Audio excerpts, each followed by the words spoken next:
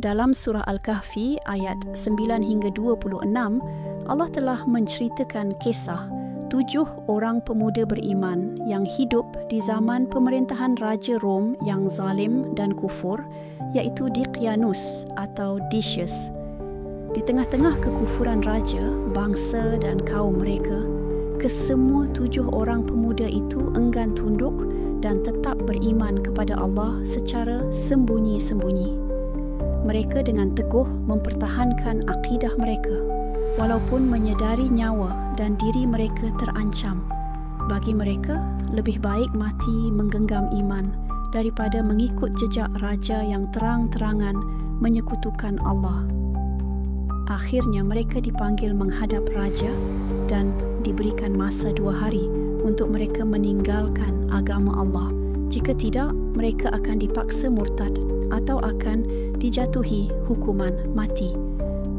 Mereka kemudian duduk berbincang dan membuat kesepakatan untuk menyembunyikan diri buat sementara waktu. Mereka pun melarikan diri ke sebuah gua yang tersorok di kawasan pedalaman.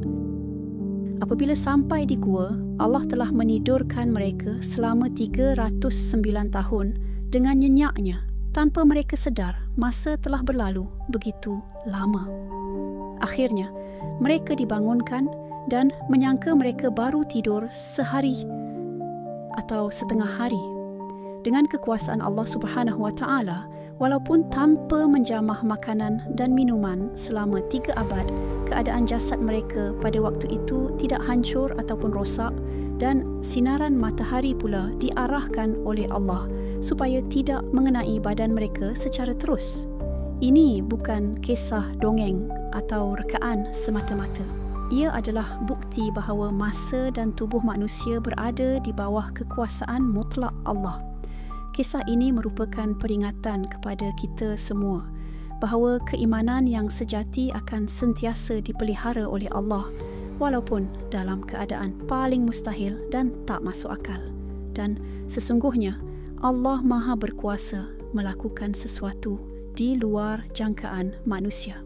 Wallahu a'lam. Jika korang suka kisah-kisah macam ni, jangan lupa subscribe dan tekan bell notification supaya korang tak terlepas video-video seterusnya.